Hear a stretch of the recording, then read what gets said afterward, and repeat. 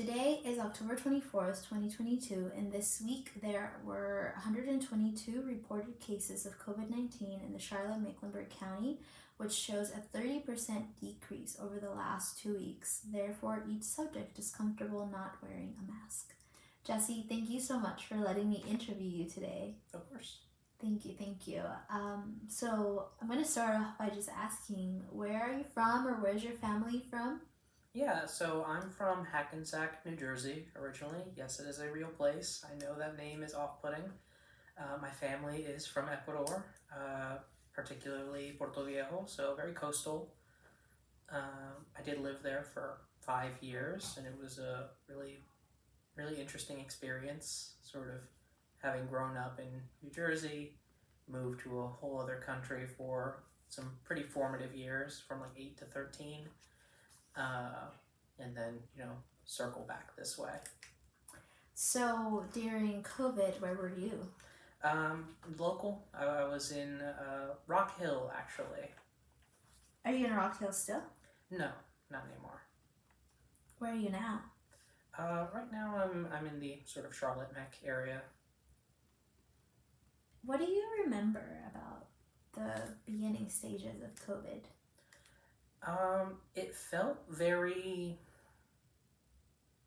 not real, almost. Like, I remember there being a couple reports of like it being a problem in other countries and being like, oh man, that's weird, that's kind of scary, and then hearing of a case in the stateside and thinking like, okay, that seems like a problem. And then one day, just out of nowhere, my company was just like, hey, everybody needs to go home right now. What company do you work for, if you don't mind telling us? I work for a local mortgage company. At the time, I was taking sort of customer service calls, helping process payments, things like that. But somebody kind of came by with a temperature reader gun, and I was one of the people that was singled out. I guess I just run a little warm and was sent home, told I was being paid for the rest of the day, not to worry about coming back, and that they would figure something out. For that day, or? Sort of for the immediate future. It was very uncertain, very surreal. It was sort of like, not to compare apples and oranges, but do you remember sort of what things were like in the area around 9/11? Like, schools let out early, people got out of their job, and there was this sort of like, in the moment, like, cool, I don't have to do this boring thing, but also, wow, something very real and important and scary is happening if the world kind of stopped doing all the busy work for a bit. Yes, I can see.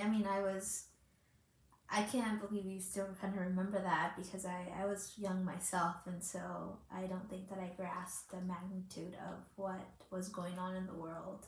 Yeah, I would have been about 8, and that's around the time we left for Ecuador, because my family kind of read the writing on the wall and went, this country's about to get really weird for brown people, and just off we went. Wow, that's very scary to kind of think about, for sure. Yeah. So you were working at a mortgage company at the beginning stages of COVID, right? Is that correct? So how did you come back to that job? Yeah. So pretty quickly after that, they figured out some logistical things that they needed to handle, which was basically ordering a ton of laptops, but they weren't able to get them set up very quickly. So they actually asked people to come in and just sort of take their whole kit. Like, I'm talking a desktop tower computer, a couple monitors, and just like go home, set it up, figure it out. That first like 2 or 3 weeks, I actually did no work whatsoever, while still getting paid, which was kind of nice because there were so many IT issues. We weren't able to get things sort of sorted with a VPN. My wireless signal, I guess, wasn't strong enough. I had to kind of call my internet provider to come out and basically just create like a little splice cable. It wasn't that big a deal, but it took us a long time to sort of get there, and then I was finally able to sort of continue working. What was the most difficult or interesting thing about all of those changes that were happening in your company? Again, it was just very surreal. Like, it felt like, well, this will be over in like a week. And then a week would pass, and surely by the end of the month. And then it just kind of kept um, happening. It was also just sort of a weird parallel. I was married at the time, no longer am, but my wife, her company wasn't doing so well, and like laid a bunch of people off, and she was worried about her job. And then the pandemic sort of officially hit around early to mid March, and I think they were already going to fold, but they used that as a sort of excuse to be like, "Oh, we're declaring bankruptcy. Sorry, guys, can't pay anybody." So it was really this weird parallel of like, I can work but don't really have the ability to do a whole lot of work, but I'm getting paid. And then my wife, who kind of went into a bit of a depression after being laid off by this company that she really believed in. And I'm sure that's kind of an experience that a lot of people share, but maybe not always in the same house. Yeah, yeah. So as the pandemic went on, what how did you deal with, being inside, and what kind of things did you do, or what kind of things were going through your head at that time? I mean, I've kind of always been an indoor kid, so like not, things changed, but not as much as maybe one would hope. A lot of my hobbies involve things that can be done at a computer or at a TV. Like, that much wasn't a big problem. More so, it was just like, hey, we need groceries. What do we do about it? And that was kind of a weird time. A lot of sort of door dashing happened at the time. Just like, well, we don't have the ingredients for X meal. Let's just order in. And that got to be pretty expensive after a while, and also pretty unhealthy because you're just eating out for pretty much every meal. So would you say that it didn't help your health? No, not even a little bit. Interesting. Did you pick up any other hobbies during the pandemic? Strangely, no. I think I just got better at my existing hobbies. Which are? Mostly gaming. I do some recording and streaming on Twitch, and I think I just got more consistent with that. And previously, I felt I always had to record with a partner, and after a while, I was like, let me just, I can't just have people over, because that seems really unsafe at the time. So I just kind of got used to the idea of like playing and recording by myself and still maintaining a sort of one-sided, open-ended conversation. Did you enjoy then being inside, just having the ability to do it without maybe the expectation of Without society? judgment. Yeah, basically. I mean, mixed bag. It was nice to sort of have that excuse, as you said, but also having the freedom to not do that taken away also was really rough. I have a small dog, and it's nice to just be able to take him out for a long walk and not worry about like, are there going to be people out, or even take him to a park. So yeah, it was hard to avoid like a sort of cabin fever situation, especially again living with somebody who doesn't share all those hobbies necessarily, and had also just been laid off and was kind of dealing with the ramifications from that. So do you think that affected your marriage? Yeah, I think so. There were certainly other things going on, but I think this really accelerated sort of any kind of decline that we may have had. Do you recall maybe like the first time that you had to go out, and what was that sort of experience like? I don't know that I know the first one necessarily. Or any that stand out? Yeah, one that really kind of always stuck with me was I went to a grocery store, Publix, and it was fairly empty. There were not a lot of things on the shelf, and there were arrows on the floor because they didn't want people kind of crossing up, so they wanted everything to kind of move in an orderly fashion, and it felt very... Dystopian gets thrown around a lot, but it's sort of in that realm. So it's very like almost supervised and controlled, maybe? Yeah. Controlled. Yeah. Did you, I guess, what was it like with like your family? Is your family here? Were you guys close, or Yeah. what were those relationships like? So my parents and my sister are local. Most of my family's in Ecuador. With my parents, I mean, my dad actually works for the same company, so he had a very similar experience in terms of like, gotta take my equipment home, can't really work, but getting paid for it anyway. My mother nannies for some sort of affluent families, and I think she was asked to stay home basically for some time. And my sister works in healthcare. I believe she may also be participating in the archive, so I'll let her tell her story. But she was in school at the time, and things sort of transitioned to virtual. But it was, I mean, it was a scary time thinking sort of about my family. Again, my mother does work in a very in-person environment, and eventually she was asked to return. And then most of my family living in Ecuador, it's a third world country. You know, they don't really get first priority access to, you know, when they started talking about vaccines, which was, you know, sort of later in the pandemic. While we were talking about, you know, Pfizer, Moderna, they were talking about AstraZeneca, and they kept making reference to some Chinese vaccine, which I couldn't begin to remember the name of. So even your experiences were different from your home country. Yeah, I was very worried about my family because, you know. What family do you have in Ecuador? Both of my parents are the youngest of 6, so we're talking about 5 mixed aunts and uncles on each side, so about 10. Each of them have their, you know, spouses, except for like 1 or 2, and just an absolute load of children, and at this point, grandchildren. So there's in Spanish usually we'll just say like sobrino, sobrina, you know, niece, nephew. Here I guess it would be like a first cousin once removed. So a lot of sort of young cousins that I was worried about. Some of my closer cousins also work in healthcare, but in Ecuador.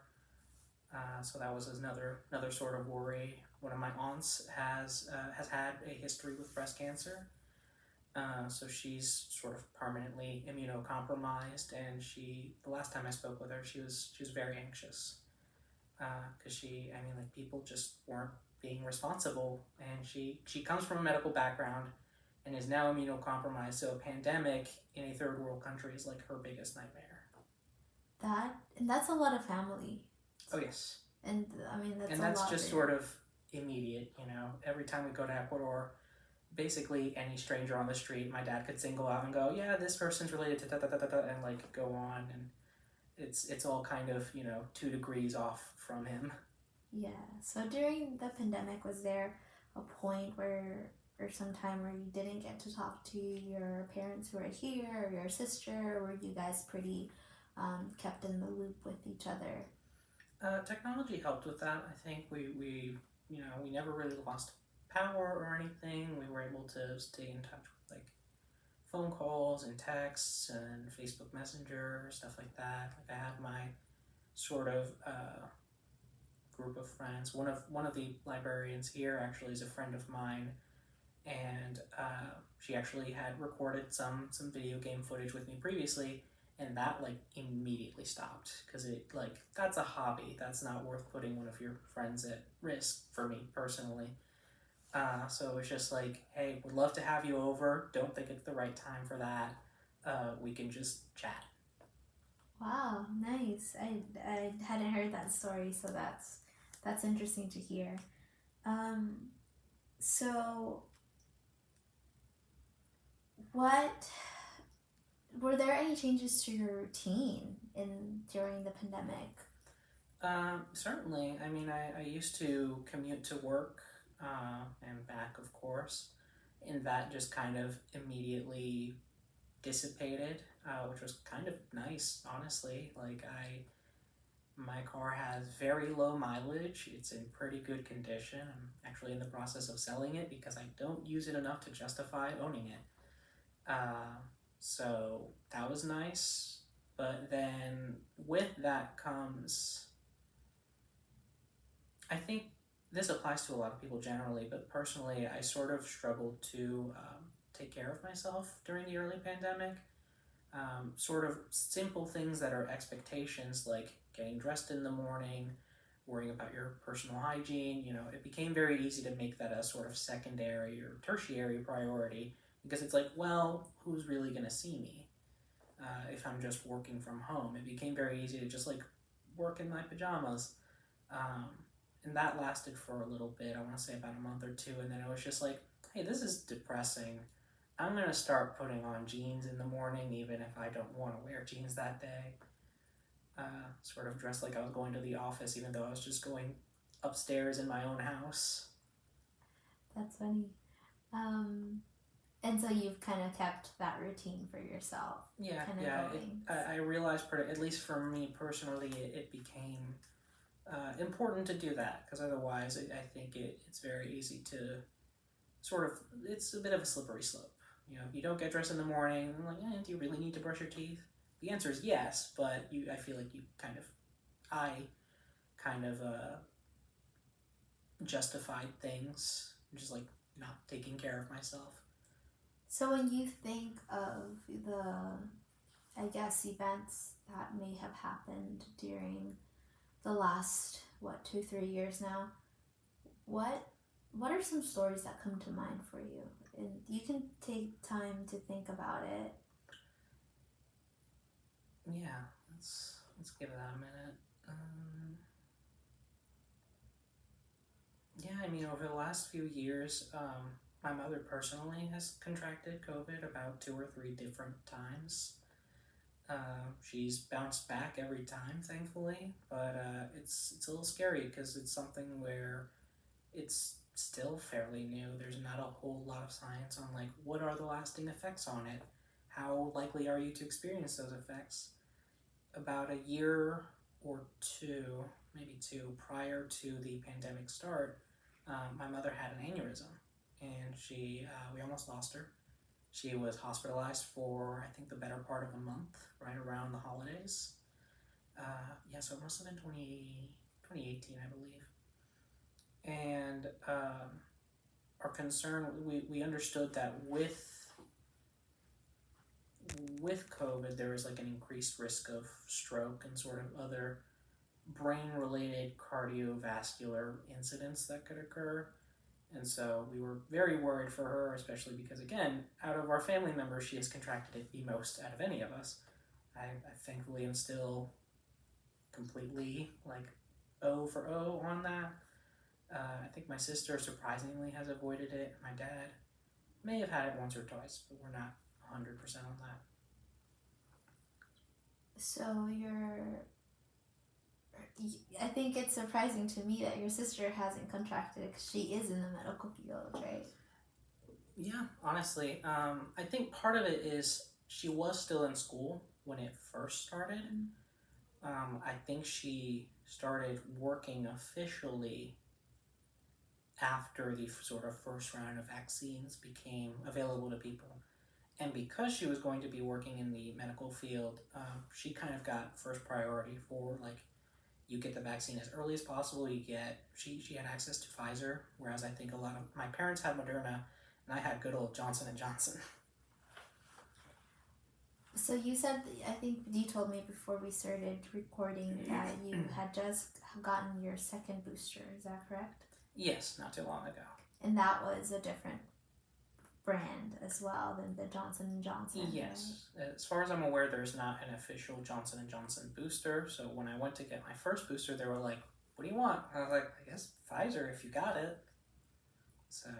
And you feel fine? Yeah, so far. Yeah, that's good. Do you feel like because your sister was or is in the medical field and was studying it and kind of being around it, did it affect any sort of your views on COVID? Yes. I became a very angry person throughout COVID. Still kind of am. I obviously don't make that other people's problem, but it's very hard to ignore the personal responsibility aspect of a pandemic, um, and the sort of political nature of it. I think it became a very, very divisive issue. Like, hey, do you take care of others? No. And it's just like, well, okay, I think that makes you a bad person. And people who are told they're bad people tend to react very aggressively. Um, yeah, I recognize that there's also a non-human element to it. I mean, it is a disease, obviously, but I think also there's a very political element to it. Like, we could have kept the shutdown going for longer. We could have maybe made the vaccination process a little bit more streamlined and compulsory. I know that's not a super popular opinion, but it's how I felt at the time. I still kind of do, honestly. And I think it's hard not to fall into a few sort of mental traps, um, because of the sort of political nature of people who don't want to mask up, people who didn't want to vaccinate and still haven't, and sort of those people being exposed and maybe even succumbing to COVID. There's there's always a bit of a, well, that's not entirely bad thought. Like, well, maybe we didn't need those people. Um, and obviously it's hard to contend with that and not feel like a horrible person. But it's also kind of something that comes to the forefront of my brain without too much effort. What are some things that you personally did to be able to protect yourself and others?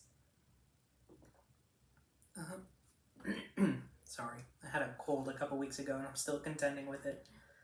Um, yeah, I mean, I made sure to mask up. I was very, very limited in my contact, um, very limited in my sort of going out, mostly just for necessities like gas, groceries, things of that nature. Like I mentioned early in the interview, a lot of DoorDash, a whole lot of DoorDash. And of course, the just like, please leave it at the door, don't talk to me, don't look at me option. Those were sort of immediate measures. And again, just like not having people over. I think it was uh, not great sort of socially, but it felt like more of a priority that nobody get sick to me. Was that the worst one out of all of the things you had to do, or which one would you say is? I think so. I mean, I'm not the most social person, but I think everybody has sort of social needs, even if you're, introverted. There are people that you want to see, people that you maybe have a little bit more social battery for, and that you kind of crave interaction with. And to talk to those people in a virtual space is very different from seeing them and like maybe giving them a hug, or just like going out to do an activity, like, I don't know, I almost said mini golf. I haven't mini golfed in like 10 years. But something together. Yeah, the experiences, right, that you get to share with those who you do, like you said, want to spend time with. Right. Yeah. So do you feel like you learned any lessons, or did it change your mind or thought about anything that maybe certain beliefs you had before? Yeah. Sort of going back to what I mentioned before about people not wanting to take care of each other, people not doing their best to protect not just themselves but others around them. Um, I think it made me kind of realize that some people, not everybody, are just inherently selfish, and there's really not much that's going to change that. I think it's very, very easy to believe, thanks to like a lot of media, books, movies, shows, what have you, that when push comes to shove, people will come together and do the right thing, and that didn't happen. Why do you say that? Just because of the sort of vocalness with which people were adamant about not taking any sort of measures to protect anybody, like not even just themselves, but like the elderly, the immunocompromised. It became very, very apparent to me that some people just did not care about the safety of others. Do you think that that's something that we've learned from? Do you think that that's something that we will learn from if this were to happen again? Or what lessons do you think as a society, if this were to happen again in the future, what do you think will be different?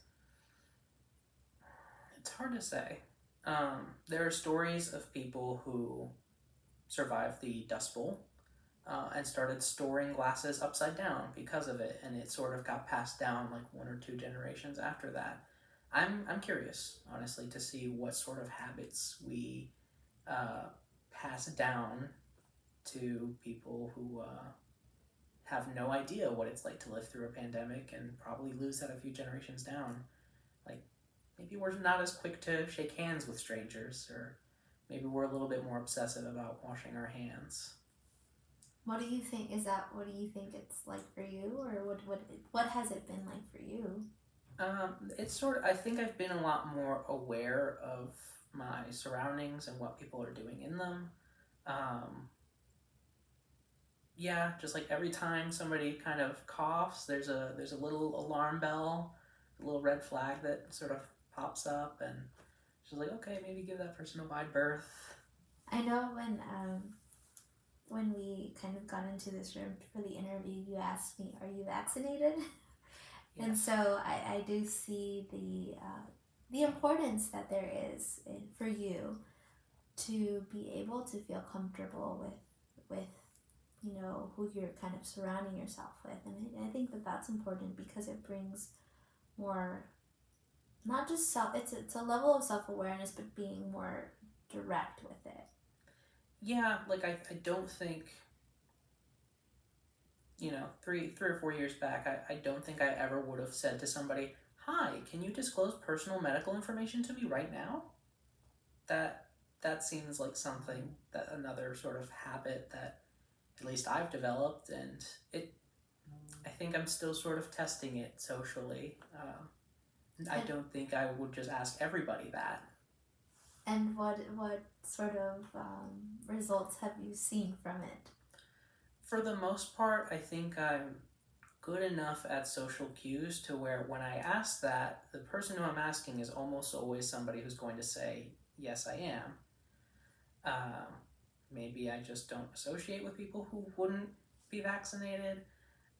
Or again, maybe I'm just careful of sort of clues that may indicate this person may not be vaccinated, and either avoid the interaction altogether, or if not, if like I can't avoid that, maybe just don't ask that question. So right now, masks are not mandatory, right? How do you feel about that? I hate that personally.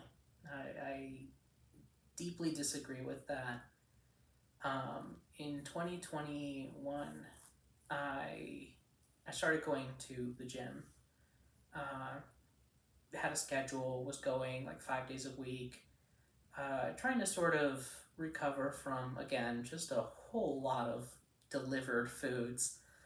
And then the Omicron variant became a thing, and my gym just like stopped caring. They put up a sign basically saying like, hey, there's a local ordinance, you have to wear a mask, and you'd walk in and nobody was wearing a mask. And even the staff would have it like dangling from an ear or as a chin strap. And it's just like, okay, so that sign's just for nobody, I guess. And I felt that I had to stop going. So I still haven't canceled my membership with them, but I probably will, and maybe we'll start looking at something new in that department. So are you doing anything else to kind of work out or exercise or get some sort of walking in? I've been a little bit more conscious of sort of physical activity. I mentioned that I have a dog. He's a little 10-pound thing, so he can't go on like huge hikes necessarily, but I like to make sure that I walk them a little bit longer than maybe I would otherwise and more frequently throughout the day, just so that we both get a little bit of exercise, because he's also kind of been lethargic through all of this. Again, we don't really get to take him to a park or anything like that unless we kind of make a whole thing of it. Do you think that you will kind of be able to experience, you personally, right? I know we talked about like the society and what they learned, but if this were to come ever again around in the world that we live in, do you think that you would do anything different?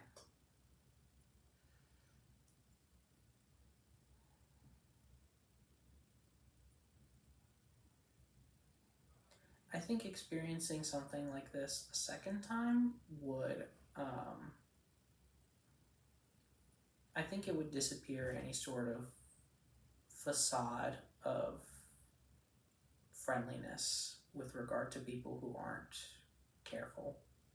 I think my patience would kind of just disappear at that point, and I think there would be more of a sort of zero tolerance policy personally. And I can see why, because you definitely want to be careful with your personal health. Yeah. Are there any other stories that you want to share with us before we close on anything? And I'll let you think about that just in case you think of another good story that you might want to share with us.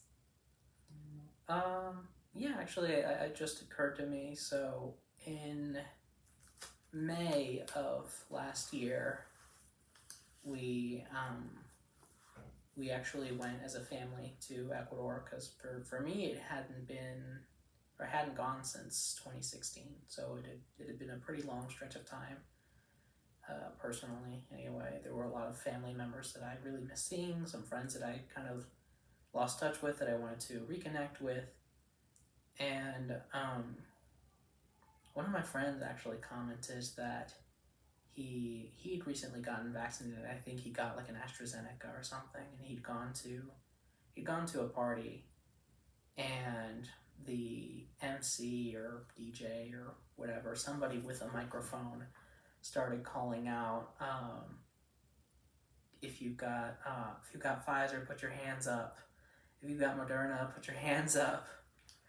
And it was just this really like almost macabre humor thing, where it's just like, hey, this is really grim, but everybody's having a good time about it, so sure. That And is so I remember funny. my friend telling me he was with another friend and he saw a bunch of people put up their hands for Pfizer, and a bunch of people for Moderna. He put his hand up, and his friend was like, "Don't you have AstraZeneca?" And he's like, "Shh, don't tell people that."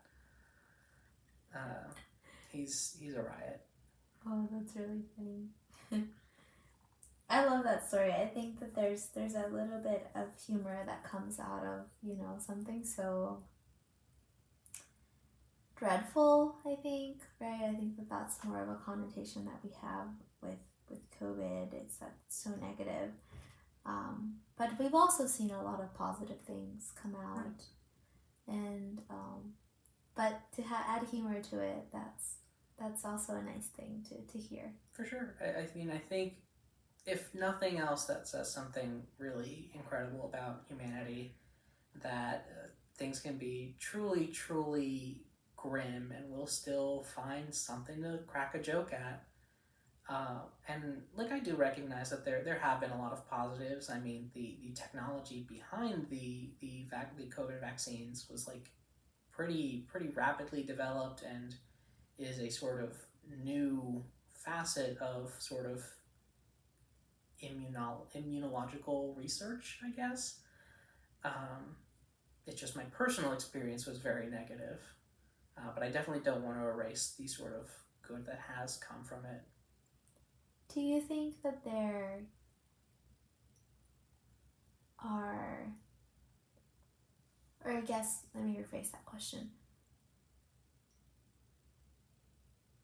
What for you would be positive about the experience? Well, like I mentioned, the sort of vaccine research. Um, Also, just socially, I've noticed. Like for you personally, do you think that you can say that there's anything positive for yourself? Yeah, I mean, I'm still working from home, which is, again, the fact that I don't have to commute is incredible. Um, and I I've noticed that people are getting angry about the right things, and I think anger and spite are very powerful emotions, and just if you want to talk about fuel efficiency, that is a great way to get change, important, much needed change. And I think we're seeing it a lot with sort of the way people perceive work. People talk about quiet quitting. I hate that term, by the way. It's so stupid. But work to rule, which is what that's actually called, people actually engaging in that because they recognize, hey, jobs don't really care about you, and it's okay to treat them as just jobs. I think that is a healthy shift in mindset for a lot of people that I'm personally very excited about. Well, Jesse, thank you so much for sharing those stories with us. I definitely want to still give you a space to kind of, any sort of last words that you kind of want to give us or anything. Or if you want to wrap it up here, we can as well. Um, do you have anything else that you would like to add or end things with? Um, don't have any sort of personal anecdotes. I have before, during, and after the pandemic been to public restrooms. Uh, Please wash your hands, especially men. You nasty. Just wash your hands. It's not hard. It takes like 30 seconds. Stay safe out there. Thank you so much, Jesse.